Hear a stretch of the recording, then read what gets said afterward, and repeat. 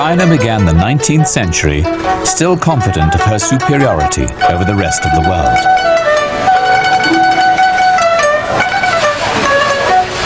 Her population numbered 400 million. Her empire controlled the world's biggest economy.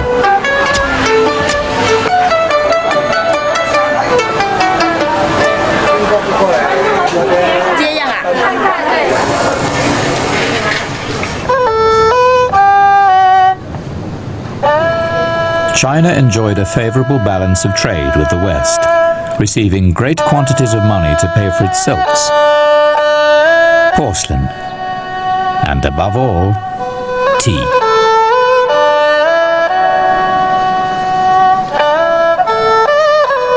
By 1800, the British consumed 10,000 tons of tea each year.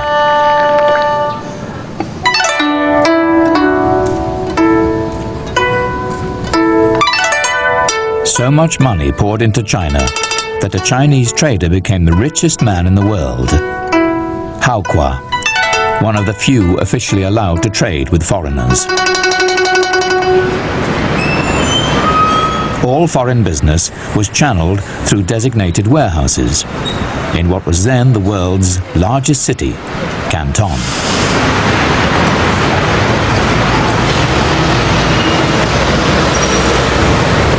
But now, the age-old economic superiority of the East was under threat.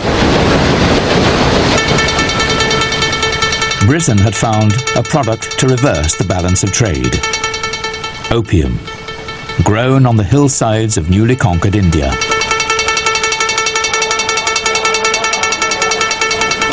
The British invested massively in the manufacture and distribution of the drug, trading it for China's tea.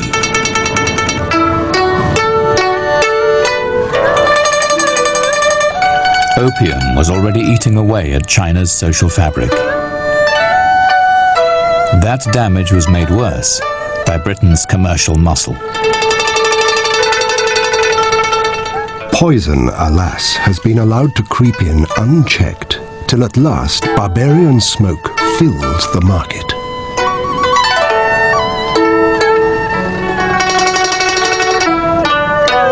The British shipped opium to the Chinese coast and up its rivers, penetrating almost every artery of the country. The stability of Chinese society was threatened. In 1839, the emperor appointed Lin Tse-su to stop the trade.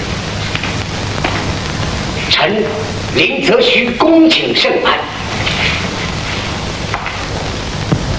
林则徐，我派你为钦差大臣，到广州去查禁鸦片，事关国家安危，你一定要把这件大事办好。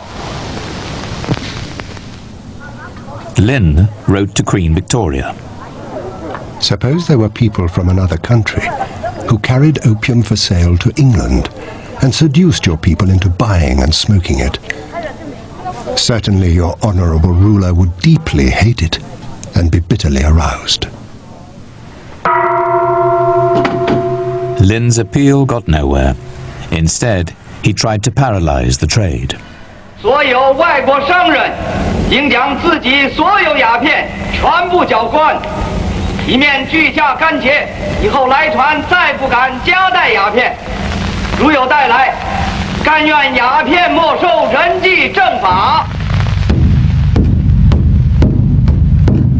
He took 350 British merchants into custody and ordered them to deposit more than 20,000 chests of opium near the temple of the three Buddhas.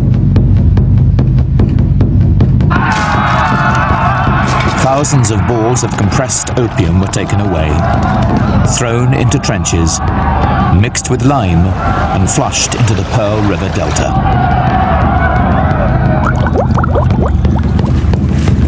The British would respect nothing except force.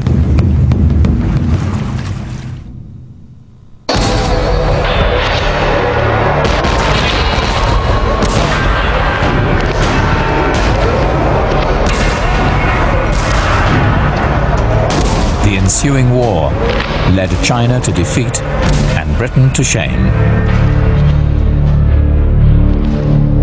In the British Parliament, William Gladstone criticised the government. A war more unjust in its origin, a war more calculated to cover this country with permanent disgrace, I do not know. The man who helped negotiate the terms of China's capitulation was Hao Kwa. He died a year later, a broken man in a shattered world.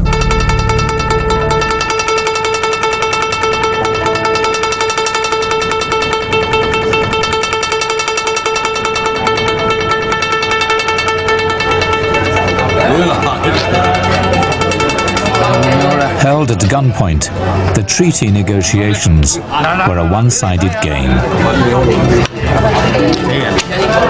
Every Chinese move failed. China was forced to hand over 21 million ounces of silver.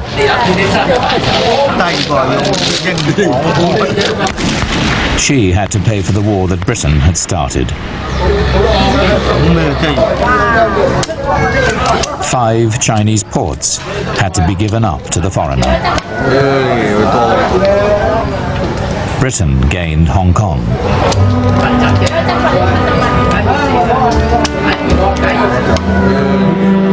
Other Western nations exploited China's war wounds. The industrial powers moved in to acquire trading concessions.